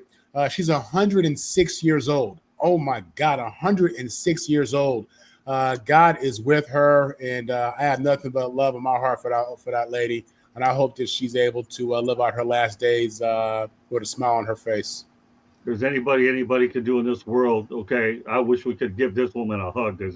God only knows she's probably had 106 million hugs because that lady's worth every last hug that she gets. We'll go to Mr. Midway. Yeah. Go ahead, Marvin. No, I was gonna say, you can imagine how many people she's impacted in her life, how many positive impacts she's had in her life, man. Just blessing people with her presence. And I enjoyed her media run. I thought it was cool. Yeah, she was good. She was a good motivation. Hey, she got her team to a Final Four, and that's what put her on the map. And I'm just glad we put her on our Sports Exchange map tonight, despite the fact that we've been all over it to begin with. Jacob, she's in your neck of the woods. Yeah, I know, from Illinois, yeah. No, let me tell you this. She's retired at 106. I just want to see one of her pension checks. You know, this at the end of all that kind of stuff. She's worked about 85 years. I think she's doing well for herself. But let me tell you this, though. To say anything, if she's 106 and can't physically make it, she's probably got a couple months left. It's just true. Because when you're working that long, truthfully, I've always said this to everybody. When you've worked that long, you want to keep going until you can't anymore, and then your time is coming. It's because you can die too early from just trying to retire too early. You want to keep your mind sharp. You want to keep everything. Her time is probably coming, unfortunately. But you know something? She's had one heck of a life. And we can't say anything else about that. No, that's why we made this topic. I'm glad we put it on. I know we have a lot of this is one I had to make sure we got in. I'm glad we were able to get it. I was determined to get it in. So with that said, Candy, what are your thoughts? So go to Chris, and then we're going to talk about Mario Frisco, and then Jacob's going to finish the show with his pundit. All right, Jacob? Sister Jean began teaching at St. Bernard's School in California back in 1946. She she announced her retirement.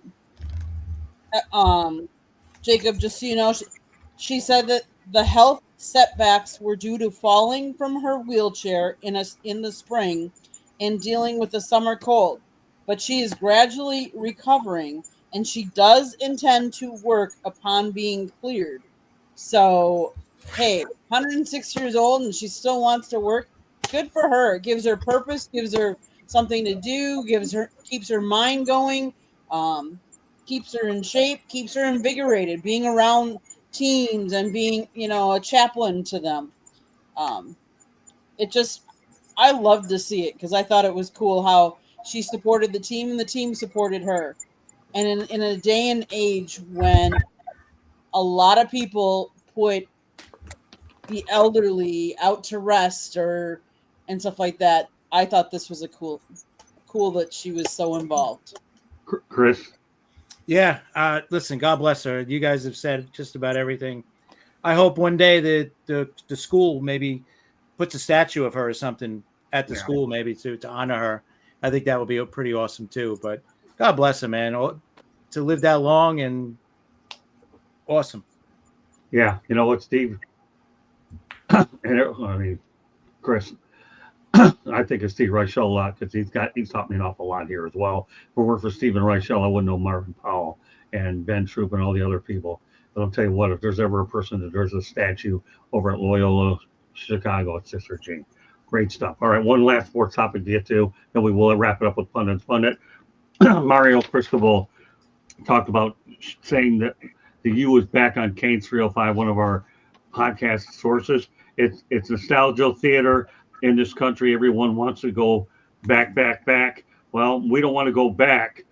We want to go forward and take the principles of that brand of football and take it forward. We talked about this at great length, right, Marvin, yesterday, but I wanted to bring it up with a different group here, and that's this. I'll lead it off. Mario, what you're saying is great. I do believe in what you're doing. I think that you're certainly, if there's anybody who personifies what the University of Miami is all about, it's Mario Cristobal. I believe today was his birthday, and he's a two-time national championship as a player. But again, I'm going to reiterate what I said. Here's what you need to do this year, Mario. You need to win a bowl game, and you have to win the ACC, period. I've said my piece. I'll turn it over to you, Marvin. Yeah, I mean, listen, winning the ACC is doable. Listen, you've seen a lot of guys go out there and try to coach their alma mater, and it didn't go well. They got the right guy. I believe in Mario. I do. I think that he was the coacher. He was a part of the culture. He gets it. He understands, what this really is. And he's somebody who's very real. He's somebody who the players can believe in because he's been there, done it. When he's talking to these kids, he's telling them the same message that his coaches told him at UM. You know what I'm saying? He's just, right.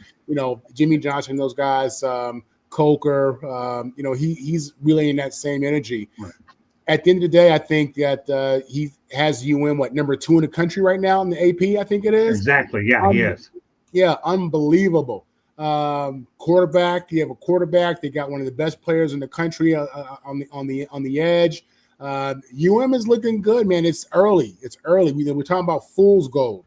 I don't think that's what we're dealing with here. I think that Cristobal is a veteran coach after his stints at UM, Oregon. I think he's crystallized to be what he needs to be, and I think the results are showing. I think that the Miami Hurricanes are back. I think they're going to have a good year. Winning the ACC, you should. Winning a bowl game, you should. Well, here's the thing. I get the other two mentioned. How about FIU? He was able to do a pretty good job at Florida International University. If you can be a decent, well, no, that's why I'm bringing it up now. I saw him coach over at FIU, and I saw one of the best games I've ever seen when FAU beat FIU, and there was a guy by the name of T.Y. Hilton who Cristobal coached that nobody really even thinks about. But Mario Cristobal coached T.Y. Hilton, And when FAU won the game, I managed to pull a few strings and got them into the Motor City Bowl back then a long time ago because I knew some people back in Metro Detroit. They're a little talk, Marvin, not only what you know, but who you know. But I'm with you all the way. I want to give you a little bit more recognition tonight. Chris? Listen, their next matchup, their next game, I should say, is not till October 4th. They got the week off to prepare for. This could be, if they get by Florida State, right, at home, if they get by Florida State, they might be able to run the table, right? After that, you got Louisville, Stanford, nobody ranked, SMU, Syracuse, NC State, Virginia Tech, and at Pitt. So they got a chance to run the table here if they could get past, I think, Florida State. And it looks like they will, right? So they get past Florida State, they could run the table. Well, watch out for a guy by the name of Tommy Castellanos, because Marvin and I are going to talk about this at great length on Inside the Pigskin on Tuesday night. So I'm glad you brought it up. And don't sleep on Louisville either. Jeff Brom's a good coach. I'm looking forward to also talking with Frank Reich as well. But good points all the way around. Marvin, the best part about football is we really turn that thing loose, and then we get to clean up what we want to clean up tonight, don't we? So we have football and a lot more. So Marvin gets it all. But Chris, with all due respect, Jeff Brom, Frank Reich, don't sleep on those guys. Those are good coaches / quarterbacks. And Carson Beck, Cristobal's proven that he knows how to use the transfer portal. Go ahead, Candy, and then we'll go to Jacob. Then Jacob gets his few minutes with Pundit's Pundit. We wrap it up. So the Hurricanes, are they back? Well, let's face it. We thought they were back last year, and at the last couple of games that we thought they should win, they didn't. They fell off. They sputtered. They had lots of penalties. So are they back this year? Would love to say yes. One of the things Mario also said, our alumni are coming back to practices. They're getting around our players. They're providing awesome mentorship. And all they're talking about is moving forward. Our guys want to make those guys proud. They want to play like them, but we don't want to go in a time capsule. We want to go straight ahead, and we want to make it happen now.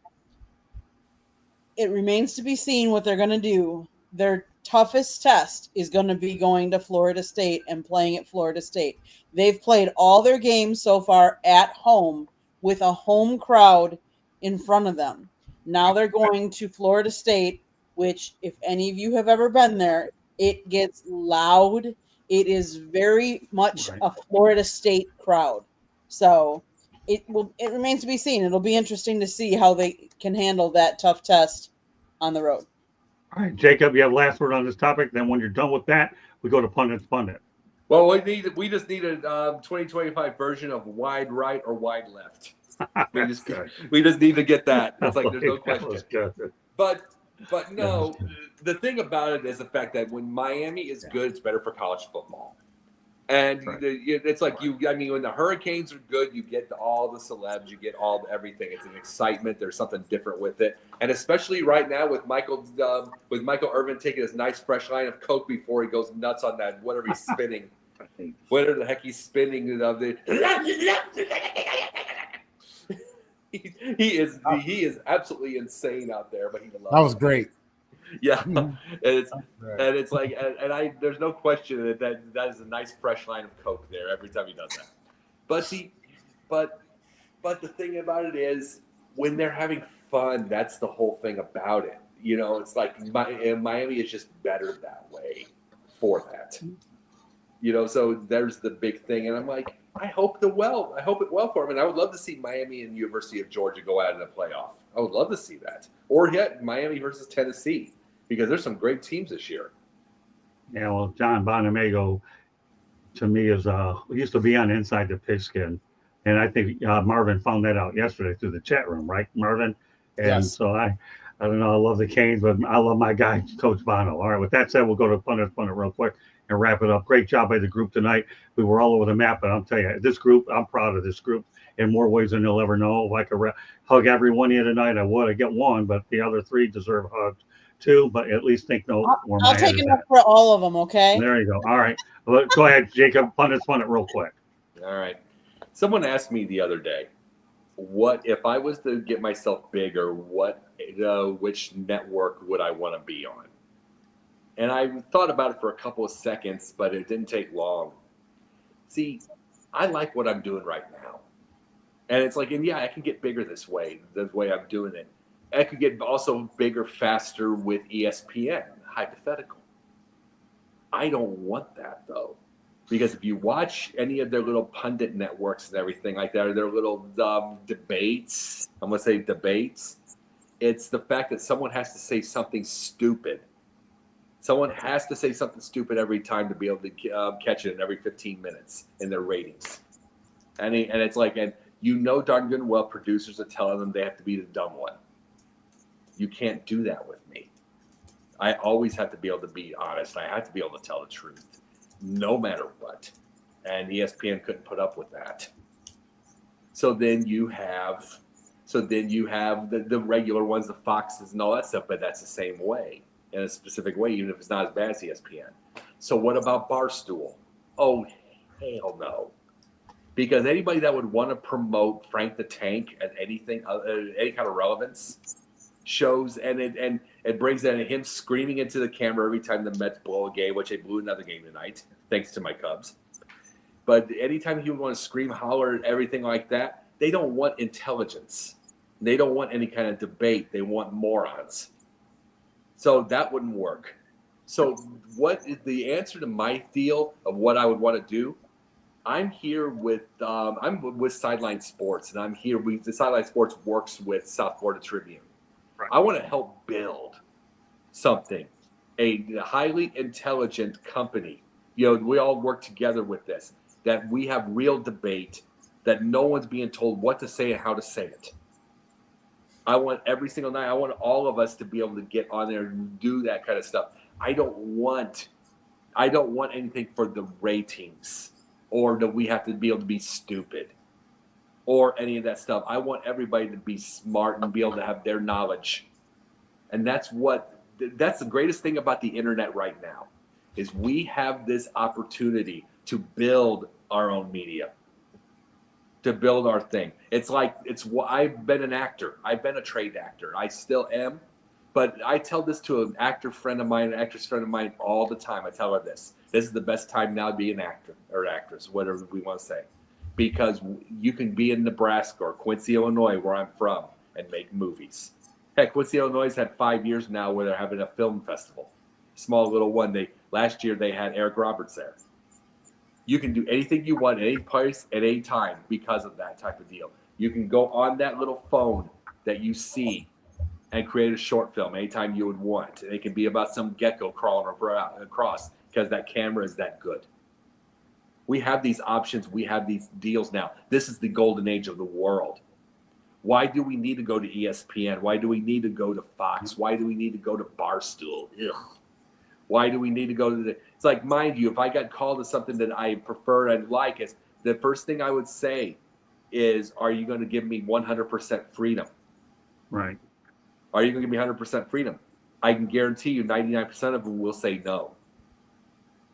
And the biggest thing about it is, there's no way I would ever have the situation, nor am I ever going to get to a point where I'm going to be like Jalen Rose and walk on eggshells when he said something quote unquote wrong, and they put that little screen behind him. It looks like he was a hostage because he said something that was quote unquote wrong, probably on women's basketball or something. I can't remember. The little apology thing, they made him do that. There's no way anybody can make me do that. And guess what? If it means I'm poor a little bit longer, so right. Be it. I still wake up in the morning, look myself in the mirror, and I'm happy. Good. Well, we're happy to have you on Wednesday night. Happy to have Marvin on as well. With that said, Candy, quick station break, everybody. Before I send her there, let everybody know how to get a hold of you. Jacob, real quickly, lead off. Yeah. I am on Sideline Sports. I run the Sideline One Sports on TikTok, which we're growing right now. I'm doing this right here. I also get guest spots on other shows. I've been on Ryan Neff's show, a bunch of others, and I'm building as I go. And then I'm also writing a couple of short films, and we'll see what happens from there. Yeah, I'm going to send you a messenger request to see if I get you and Rachel on soon. If I do it, are you available at 8:00 on Thursday nights? 8 o'clock on Thursday night. Not every Thursday night, but pick one. We'll see what we got. All right, that's all I need to know. All right, Marvin, let everybody know how they get a hold of you. Yeah, you can reach me, Marvin Powder Third, on Facebook, Marvin on the Mic on Twitter, Instagram, and God, I forgot the other one. You can catch me with the South Florida Tribune Tuesday nights, Wednesday mornings, and Wednesday evenings. And I'm on Locked On with Locked On USC Mondays and Fridays. Beautiful. You're active. We're going to make sure you get even more active. When I get done with you, your Google will be swelled pretty good. I'm glad you're with me, Marvin. I'm proud to have you along with me. All right, Chris, Candy wraps it up. Yeah, you can find me at Liftoff Jets. I do a weekly jet podcast that Marvin joined me a few weeks ago, and my partner Sharman. I also co-host at NYMLB Talk baseball, Yankees, Mets. Friday night, 10 o'clock, we got our good friend Madison coming back. She's making a huge announcement for herself. Should be very interesting to see what that big announcement's going to be. That'll be Friday night, 10 o'clock on NYMLB Talk, YouTube, Facebook, and Twitter/X. And you can also find my personal page at CP7NY on X. Beautiful. And I tell you, I've been on their show quite a few times, and I'm going to tell you, Chris and Rob do an outstanding job. Please go ahead and support them all the way. They support us, and we provide them. Rob comes on Monday night. Chris comes on Wednesday. He has a tougher job because to deal with me with all this off-the-wall stuff. Rob only gets a little bit, and Chris gets hammered a lot. Katie, take it away for one last station break. Go ahead. South Florida Tribune Publishing Company published a book, Lessons from the Microphone, Tuning into the Enduring Wisdom of Visionary Leaders. It is written by our host, Scott, the Motor City Madmouth Morganroth. Talks about his 40-plus years in the media business and how it has evolved, old school media versus new school media. Go get your copy today. It's available on Amazon, Barnes & Noble, Kindle, Google, and Apple Books. There's also a link on our website, www.southfloridatribune.com, where there is a plethora of great content. So go check it out. If you like to listen to podcasts, you can find us wherever you get your podcast. If you want to sponsor a show, call Scott, 954-304-4941. And if you want to be a guest or you have topic ideas that you want us to cover, you can always email us at southfloridatribune@gmail.com. Back to you, Scott. All right. Well, I want to thank everybody for joining us on this edition of the Sports Exchange. Another lively Wednesday night episode next week. And the basketball will continue to come on here. Had a lot of good stuff tonight, but boy, when we start talking a lot more about LeBron James, Stephen A. Smith, and a lot of these other people out there, it's going to get more interesting. Had to lead off with Russell Westbrook, and of course, I want to acknowledge my friend Bob Ryan, who has written a lot of books out there as well, and Becky Hammond. What can I say? Her opportunity is long overdue. So, meanwhile, great show tonight. Hope you enjoy tomorrow's edition of Sports Wrap. George Eichhorn, myself, and Trevor Thompson will be on tomorrow night. And, of course, Candy has Fire Up as well. So, on behalf of Jacob Christner, Candy Ebling, Marvin Powell III, and Chris Pizza the Pazaya, I believe. My name is Scott Morganroth, Motor City Madmouth. Thank you for joining us, and we will see you tomorrow night on the network. Good night, everybody.